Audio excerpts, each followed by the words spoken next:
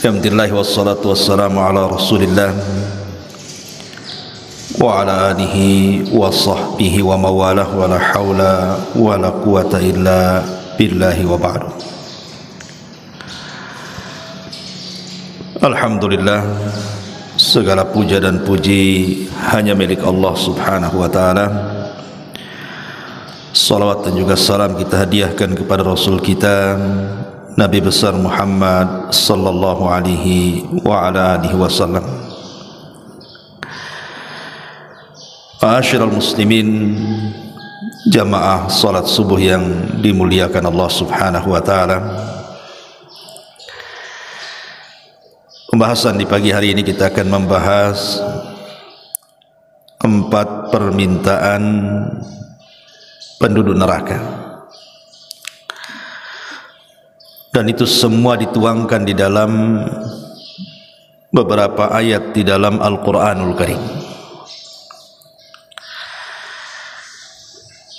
Ma'asyiral muslimin yang dimuliakan Allah subhanahu wa ta'ala, apa saja permintaan-permintaan penduduk neraka ketika Allah subhanahu wa ta'ala masukkan mereka ke dalam neraka? Keyakinan ahli sunnah wal jamaah,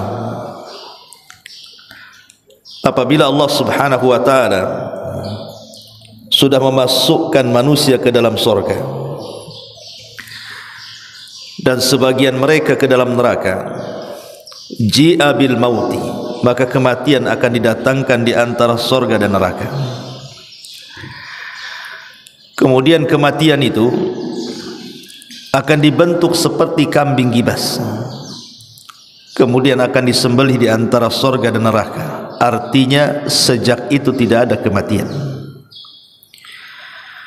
karena Allah subhanahu wa ta'ala akan mengirim penyeru kepada penduduk surga dan mengatakan, ya ahlal jannah la mauta lakum, wahai penduduk surga, tidak ada kematian lagi bagi kalian. Kemudian penyeru ini datang kepada neraka dan mengatakan, ya ahlan nar la mauta lakum, wahai penduduk neraka, tidak ada juga kematian kepada kalian.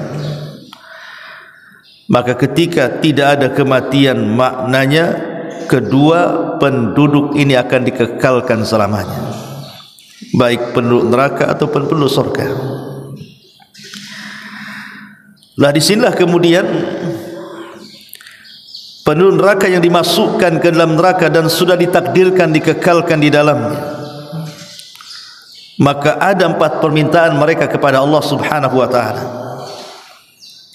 Apa saja permintaan mereka? Yang pertama dituangkan dalam surah Al-Mu'minun ayat 107. Allah subhanahu wa ta'ala menggambarkan permintaan mereka dan mengatakan, Rabbana akhrijna minha fa in udna fa inna zalimun. Rabbana, ya Rabb kami, keluarkanlah kami daripada neraka ini. Kemana? Maksudnya dikembalikan ke dunia. Maka jika kami kembali ke dunia kemudian kembali ke kafiran, sungguh kami termasuk orang-orang zalim.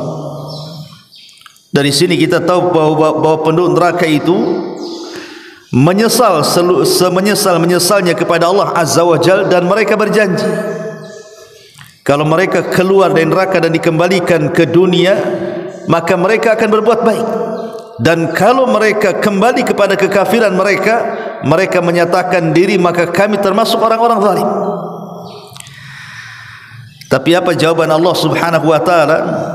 Allah katakan, qala sa'u fiha wa la tukallimun, tinggallah kalian di neraka dengan cara hina dan jangan pernah bicara dengan aku. Ma'asyiral muslimin yang dimuliakan Allah subhanahu wa ta'ala, di sini Allah subhanahu wa ta'ala memberikan jawaban kepada penduduk neraka bahwa ketika mereka minta dikeluarkan dari neraka dan dikembalikan ke dunia dan berjanji mereka akan berbuat baik, Allah katakan ikhsa'u fiha, tidak perlu, Sudah kalian diam saja dengan cara hina di neraka ini, dan jangan pernah kalian berbicara lagi denganku. Abdullah ibn Amr ibn As radhiyallahu anhu, seorang sahabat yang banyak menulis hadis Nabi SAW. Beda dengan Abu Hurairah. Karena Abu Hurairah banyak menghafal, sehingga tidak ada sahabat Nabi yang lebih banyak hafalan hadisnya melebihi Abu Hurairah. Tetapi Abdullah ibn Amr ibn As ini banyak mencatat. Apa kata Abdullah ibn Amr ibn As radhiyallahu an? Allah tidak mau mengajak bicara kepada manusia 2 kali lipat umur dunia. 2 kali lipat umur dunia, Allah tidak akan mengajak bicara penuh neraka. Padahal satu hari kehidupan dunia ini sama dengan 1000 tahun kehidupan akhirat. Inna yauman, atau satu hari kehidupan akhirat sama dengan 1000 tahun kehidupan dunia. Inna yauman inda rabbika ka alfi sanatin mimma ta'udun. Satu hari kehidupan akhirat ini bila dibandingkan dengan kehidupan dunia itu sama dengan 1000 tahun. Artinya kalau seandainya 2 kali umur dunia, sudah kebayang tuh berapa ribu tahun Allah subhanahu wa ta'ala tidak akan mengajak bicara penuh neraka. Ini sebuah kinayah bahwa orang-orang kafir yang dikekalkan di neraka itu selamanya tidak akan mendapatkan rahmat Allah azza wa jalla. Mereka akan tetap diam di situ. Lah ketika penuh neraka itu tidak bisa berkomunikasi lagi dengan Allah azza wa jalla, dan Allah subhanahu wa ta'ala tidak kabulkan permintaan mereka, mulailah mereka melirik kepada malaikat Malik. Malaikat Malik ini malaikat penjaga penuh neraka. Karena Allah tidak kabulkan permintaan mereka, maka mereka melirik kepada siapa? Malaikat Malik. Dan itu digambarkan di dalam Al-Quran juga, surah Az-Zukhruf ayat 77, di mana Allah subhanahu wa ta'ala menggambarkan penuh neraka. Wa nadaw ya Malik liyaqdi alaina rabbuk qala innakum makithun. Dan mereka berseru, wahai Malik, biarlah Tuhanmu mematikan kami saja. Tetapi malaikat Malik mengatakan, sungguh kamu akan tetap tinggal di neraka dan tidak ada kematian. Jadi permintaan yang kedua, ketika mereka entah berapa ratus tahun, berapa ribu tahun mereka diazab oleh Allah azza wa jalla dalam neraka itu, mereka tidak tahan. Sehingga karena tidak tahan itulah mereka minta agar supaya mati saja. Tetapi malaikat Malik mengatakan, innakum makithun, kalian tidak akan mati dan kalian akan tetap tinggal di neraka selamanya. Subhanallah, ya. Kemudian dikatakan, laqad ji'nakum bil haqq walakin aktsarahum lil haqqi karihun. Sungguh kami telah datang membawa kebenaran ketika di dunia kepada kalian, tetapi kebanyakan di antara kalian benci dengan kebenaran itu. Cukup sampai di sini? Tidak juga. Ketika kemudian mereka tidak bisa meminta kepada malaikat Malik, mulailah mereka melirik kepada malaikat-malaikat penjaga neraka yang lain. Dan itu digambarkan dalam surah Ghafir ayat 49-nya. Wa qala alladhina fin nari li khazanati jahannam ud'u rabbakum yukhaffif 'anna yawman minal adzab. Dan orang-orang yang berada dalam neraka itu berkata kepada penjaga-penjaga neraka Jahannam, wahai para penjaga neraka Jahannam, mohonkanlah kepada Tuhanmu agar dia meringankan azab atas kami sehari saja. Karena mereka sudah tidak tahan. Entah mereka beribu-ribu tahun mereka diazab di situ, mereka minta satu hari untuk istirahat. Tetapi Allah Subhanahu wa taala katakan yauma la yanfa'u adh-dhalimina ma'dziratuhum wa lahumul la'natu wa lahum su'ud dar. Hari ketika permintaan maaf tidak berguna bagi orang-orang zalim dan mereka mendapat laknat dan tempat tinggal yang buruk selamanya. Ma'asyiral muslimin yang dimuliakan Allah Subhanahu wa taala, lihat. Pertama, mereka minta keluar dari neraka. Tapi Allah Subhanahu wa taala tidak kabulkan dan Allah katakan kalian akan tetap tinggal di dalamnya. Kemudian mereka meminta kepada Malik, penjaga neraka, agar diwafatkan saja, minta kepada Allah agar kami diwafatkan saja. Tapi malaikat Malik mengatakan tidak, kalian tidak akan diwafatkan, kalian akan tetap tinggal di dalamnya. Kemudian yang ketiga, mulailah mereka minta keringanan. Ya sudah, kalau tidak bisa diwafatkan, 1 hari saja, kami ingin istirahat. Tapi Allah Subhanahu wa taala katakan ketika permintaan itu tidak berguna bagi mereka, enggak ada gunanya. Barulah kemudian penduduk neraka itu mulai melirik pada penduduk surga. Ketika meminta kepada Allah ditolak, meminta kepada malaikat Malik ditolak, meminta kepada penjaga-penjaga jahanam ditolak, mulailah mereka melirik kepada penduduk surga.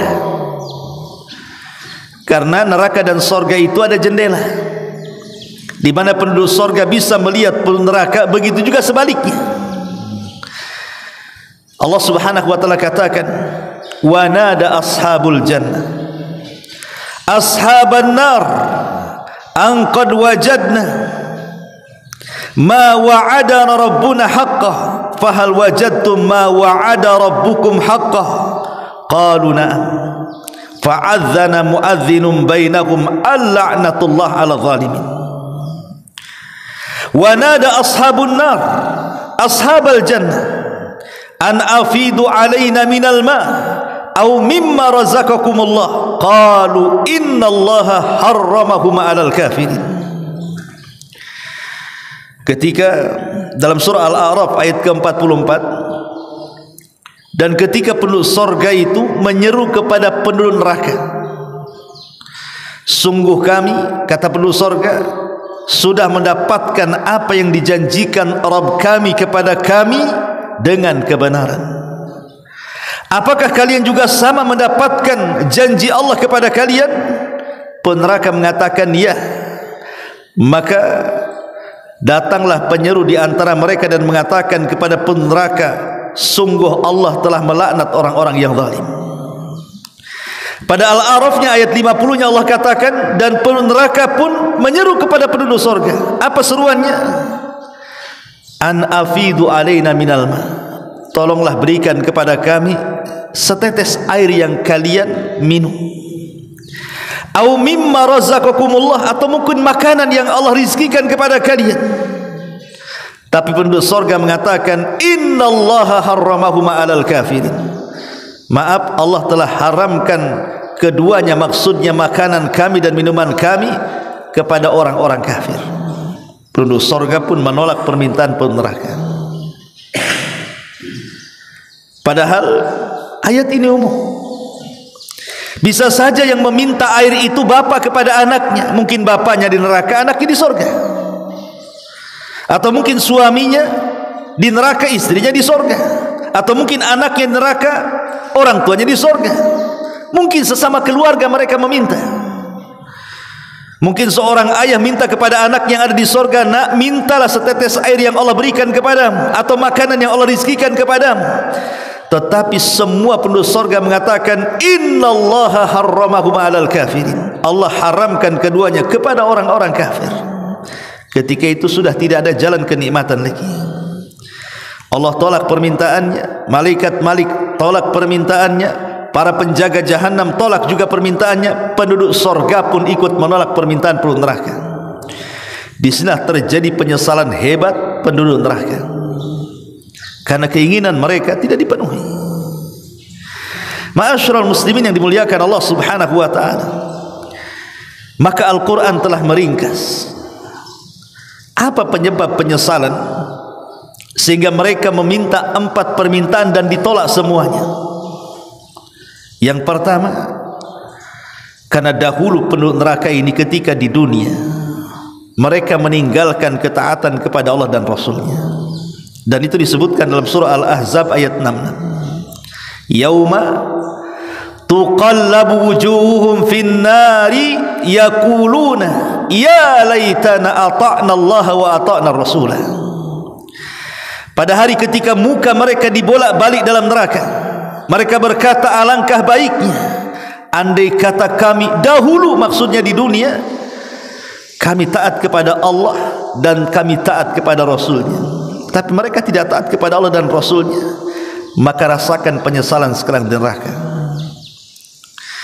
Kemudian yang kedua, Allah Subhanahu wa taala katakan dalam surah Fatir ayat 36-nya dan 37-nya, walladzina kafaru lahum naru jahannam la yuqda alaihim fayamutu wa la yukhaffafu anhum min adzabiha kadzalika nazzi kulla kafur wa hum yastarikhuna fiha rabbana akhrijna na'mal salihan ghaira alladhi kunna na'mal awalam nu'ammirkum ma yatadhakkaru fihi man tadhakkar wa ja'akumun nadhir fadhuku fama lidh-dhalimin min nasir.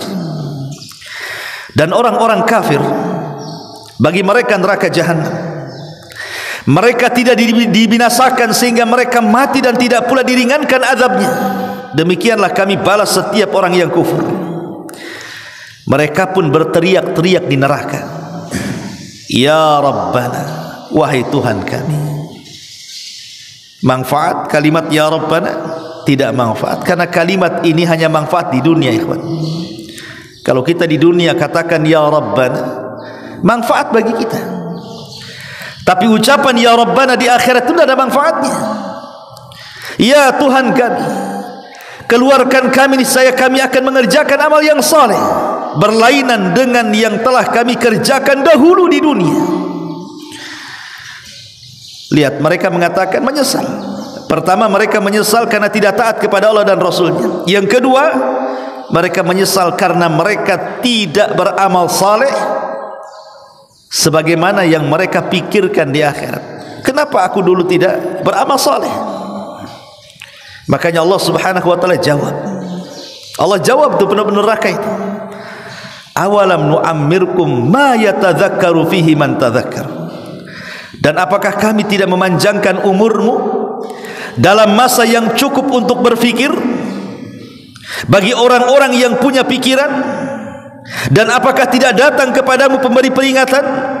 Maka rasakanlah azab kami, dan tidak ada bagi orang-orang yang zalim seorang penolong pun.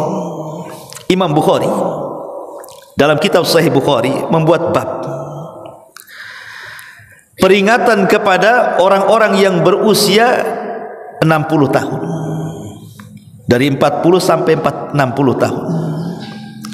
Jadi Imam Bukhari itu membawakan ayat ini, kemudian memberikan judul atau bab dalam sahihnya tentang tidak ada uzur bagi orang-orang yang berusia 60 tahun untuk tidak bertobat.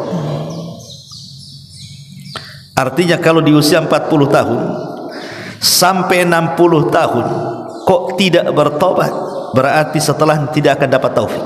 Gitu maksudnya. Kalau orang sudah 40 tahun sampai 60 tahun tidak juga bertobat kepada Allah, maka akan susah dapat taufik setelahnya. Karena di sini Allah singgung kepada peneraka, bukankah aku telah berikan usia panjang? Maksudnya 40 sampai 60 tahun gitu maksudnya. Kalau dalam rentan umur begini tidak berubah juga, subhanallah, orang itu susah akan dapat taufik. Kenapa? Ulama menjelaskan, karena usia 40 sampai 60 tahun itu rata-rata nikmat Allah itu sudah Allah berikan hampir secara keseluruhan.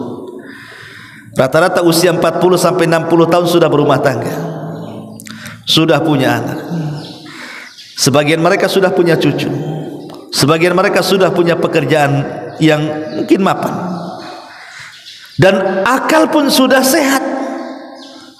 Makanya Nabi itu diutus tidak di usia 25 atau 30 tahun, tidak, tapi di usia 40 tahun, karena disitulah akal manusia sehat-sehatnya. Makanya sering saya katakan, dari segi mengkonsumsi makanan saja di usia 40 tahun ke atas itu, makan itu bukan pakai mulut, tapi pakai akal. Bukan pakai mulut kan, bukan pakai akal. Kalau pakai mulut mungkin di usia 20 tahun pakai mulut, mau sate 100 tusuk pun main hantam saja. Tapi kalau sudah 40 tahun ke atas, pakai akal dia makannya. Ini tidak bisa dimakan ini, gula naik nih. Nggak bisa makan ini, kolesterol naik. Nggak bisa makan ini, asam urat naik. Akalnya main. Dan itu tidak haram, tidak ada masalah, karena untuk kebaikan kan. Tapi dari situ kita tahu bahwa dari segi makanan saja sudah dikurangi nikmat tuh. Nikmat kita itu sudah dikurangi, tenaga sudah mulai berkurang, syahwat sudah mulai berkurang, makanan juga sudah mulai berkurang, macam-macam sudah mulai berkurang. Lah kalau seandainya tanda-tanda kurangnya nikmat itu menyadarkan dia, kapan lagi dia sadar, gitu maksudnya. Makanya Allah Subhanahu wa taala berikan kesempatan di usia 40 tahun sampai 60 tahun itu, sadar enggak kamu tuh? Allah katakan, awalam nu'ammirkum ma yatadzakkaru fihi man tadzakkar. Dan apakah kami tidak memanjangkan umurmu dalam masa yang cukup untuk berfikir bagi orang-orang yang berfikir. Kemudian Allah Subhanahu wa taala sebutkan dalam surah As-Sajdah ayat 12, walau tara idil mujrimuna naqisu ru'usihim inda rabbihim rabbana absarna wa sami'na farji'na na'mal salihan inna muqinun. Dan alangkah ngerinya jika sekiranya kami melihat ketika orang-orang yang berdosa itu menundukkan kepalanya di hadapan Rabbnya seraya berkata, wahai Rabb kami telah melihat dan mendengar, maka kembalikanlah kami ke dunia, kami akan mengerjakan amal saleh, sesungguhnya kami sekarang orang-orang yang yakin. Terkadang manusia kalau hanya diceritakan neraka di dunia itu tidak yakin. Betapa banyak orang-orang yang kemudian mendengar ataupun membaca bagaimana ngerinya neraka. Orang yang masuk neraka, mereka diberikan pakaian dari neraka, makanan dari zakum, mereka akan diborgol, mereka akan dikejar-kejar neraka, mereka akan dikelupas-kelupaskan kulit mereka. Itu kita sering dengar di dunia. Tapi sebagian kita nampaknya yakin tidak yakin. Tetapi di akhirat, ketika betul-betul Allah mengatakan waji'a bi jahannam, Allah datangkan neraka jahanam, dan mereka melihat nerakanya, mendengar suaranya, apa yang terjadi? Rabbana absarna wa sami'na, ya Rabb kami sudah melihat sekarang, kami sudah mendengar. Farji'na na'mal salihan, kembalikan kami ke dunia, kami akan beramal saleh. Apakah harus melihat neraka dulu baru beramal saleh? Apa seperti itu? Ya mustahil lah kan gitu. Karena kalau kita diperlihatkan neraka, maknanya tidak ada amal soleh lagi. Karena amal soleh itu hanya dilakukan di dunia. Kalau sudah melihat neraka, maknanya sudah tidak di dunia lagi. Mustahil orang itu kembali ke dunia. Makanya kemudian terjadi penyesalan di sini. Dan mereka mengatakan farji'na na'mal salihan inna muqinun. Kami akan beramal soleh, kami sudah yakin sekarang. Lah ketika di dunia kalian tidak yakin, setelah melihat neraka tiba-tiba yakin, disinilah ujian keimanan seseorang. Makanya ada seorang sahabat yang dijuluki sebagai ghasilul malaika. Sahabat ini dimandi besarkan malaikat, namanya Handalah. Kenapa Handalah dimandi besarkan malaikat? Karena saat dia mati syahid, dia sedang junub. Dia tidak sempat mandi junub. Setelah melakukan hubungan dengan istrinya langsung perang. Kemudian Allah takdirkan mati syahid. Maka malaikat dari mana-mana datang, kemudian memandikan jenazahnya. Makanya Handalah itu dijuluki ghasilul malaika, sahabat yang dimandi besarkan malaikat. Semasa hidupnya Handalah ini datang kepada Abu Bakar Siddiq radhiyallahu anhu, kemudian mengeluh dan mengatakan, wahai Abu Bakar, aku loh kalau hadir di majelis taklimnya Nabi, kemudian Nabi menceritakan neraka, kemudian Nabi menceritakan sorga, rasanya sorga neraka itu ada di pelupuk mataku, katanya, seolah-olah nyata di depanku. Tapi ketika kami keluar dari pengajian Nabi, dari taklim Nabi, kami sibuk pula dengan keluarga, sibuk pula dengan pekerjaan, rasanya neraka dan sorga itu bagaikan hayalan, hanya dongeng-dongengan saja. Apa saya ini munafik wahai Abu Bakar? Kan begitu. Itu yang kita rasakan juga kan. Antum kalau hadir di majelis taklim saya cerita neraka, kayaknya neraka itu betul ada. Tapi kalau sudah keluar, ya biasa saja, seolah-olah tidak yakin dengan neraka. Ya masih ghibah, masih dusta, masih curang, masih ini, masih itu. Kalau di majelis taklim yakin ada neraka itu. Kalau sudah keluar tuh udah yakin itu, karena masih maksiat di luar. Jadi Handalah ini mengadu kepada Abu Bakar Siddiq radhiyallahu anhu, apakah sikap saya ini termasuk sifat munafik wahai Abu Bakar? Kalau di majelis Nabi, Nabi cerita neraka surga, rasanya surga neraka ada di pelupuk mataku. Kalau sudah keluar rasanya neraka itu hanya dongeng-dongeng saja. Abu Bakar mengatakan, ya Handalah, rasa-rasanya apa yang kau rasakan sama pula dengan yang aku rasakan, katanya. Kalau gitu kita datang kepada Nabi. Dua-duanya datang kepada Nabi menceritakan, Rasul, kami berdua kalau duduk di majelis ta'limu mendengar kau cerita neraka dan sorga, seolah-olah sorga neraka ada di pelupuk kami berdua. Tapi ketika kami keluar dari pengajianmu, seolah-olah sorga neraka itu hanya dongengan belaka. Apa kami dua termasuk orang munafik wahai Rasul? Maka Nabi SAW mengatakan kepada Handalah, menasihati, ya Handalah, tidak. Walakin ya Handalah sa'atan sa'ah. Itu bukan munafik. Tapi ingat wahai Handalah, bisa saja perkara itu menuju ke sana. Maka saya nasihatkan kepadamu, walakin sa'atan sa'ah. Kau boleh bekerja sesaat, tapi kau juga harus hadir di majlisku sesaat. Kau boleh sibuk dengan dunia, tapi juga luangkan waktumu untuk akhirat. Ya. Maknanya apa? Hadir di majlis taklim itu perlu gitu. Karena hanya majlis taklimlah yang bisa meluruskan kehidupan kita di luar sana. Siapa lagi mau nasihati antum kalau sudah di luar, ikhwan? Hanya orang-orang yang hadir di majlis taklim baru teringatkan, oh ada neraka, ada surga, ada halal, ada haram, ada baik, ada buruk, dan begitu seterusnya. Makanya Nabi mengarahkan, kau tidak munafik, tapi ingat, satu saat kau boleh sibuk dengan dunia, tapi saat yang lain sibukkan dengan akhirat. Hadir di majlis taklim. Ma'asyiral muslimin yang dimuliakan Allah Subhanahu wa taala. Pun Allah Subhanahu wa taala katakan dalam surah Al-Haqqah-nya ayat 25. Wa amma man utiya kitabahu bishimali fayaqulu ya laitani lam uta kitabiyah.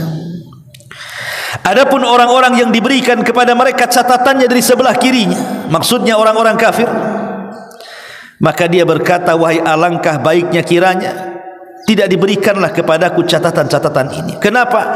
Karena dia tahu isinya keburukan dia semuanya.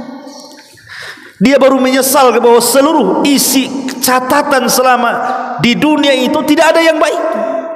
Makanya kalau bisa dilempar saja catatan itu, tapi kan tidak bisa.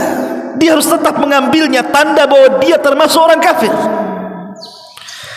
Dari situlah Allah Subhanahu wa taala katakan dalam surah An-Naba'nya, ya laitani kuntu turaba. Duhai kiranya aku jadi pasir saja, aku jadi tanah saja, supaya aku tidak dihisab dan tidak diazab Allah Subhanahu wa taala. Tapi ini semua mustahil. Ma'asyiral muslimin yang dimuliakan Allah Subhanahu wa taala, jangan lagi orang-orang kafir yang saya ceritakan di sini. Orang-orang yang beriman saja, mereka pun akan menyesal karena kekurangan mereka beramal soleh di dunia. Bahkan dalam sebuah hadis, ketika Nabi SAW suatu hari dia lewat di sebuah kuburan. Kemudian Nabi SAW mengatakan, man sahib hadzal qabr, siapa pemilik kuburan ini? Maka para sahabat yang lain mengatakan, fulan ibn fulan, itu kuburannya fulan bin fulan wahai Rasul. Maka Nabi SAW mengatakan, raq'atani ahabba ila hadha min baqiyati dunyakum. Kata Nabi SAW, 2 rakaat yang ia lakukan kalau seandainya dia bisa sholat dalam kuburan itu 2 rakaat itu lebih dicintai daripada dunia yang kalian miliki semuanya.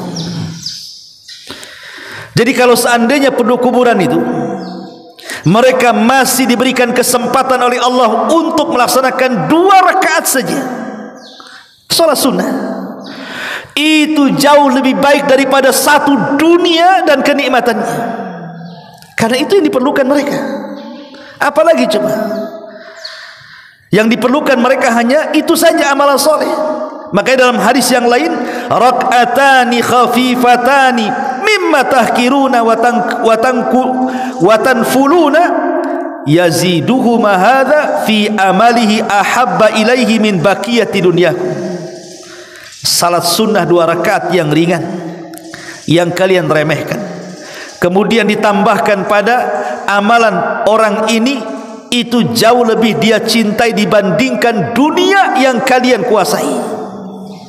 Subhanallah, ya. Jadi orang-orang yang beriman saja mereka menyesal karena mereka mungkin kurang beramal banyak di dunia, sehingga mereka berangan-angan untuk bisa solat walaupun hanya 2 rakaat sunnah dalam kuburan mereka.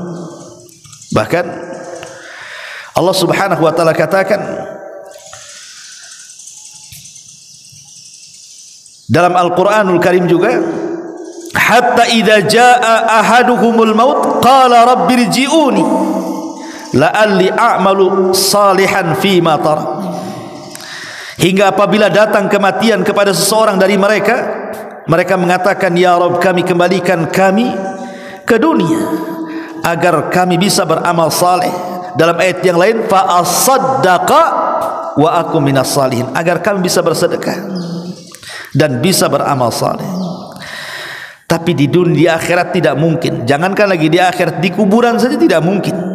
Apalagi orang sudah masuk neraka, kan permintaan itu pasti ditolak. Kalau di dunia masih mungkinlah. Seperti hadis Nabi SAW mengatakan, lau anna libni adam wadiyan min dhahabin ahabba an yakuna lahu wadiyani walan yamla'u fahu illa turab wa yatubullahu ala man tab.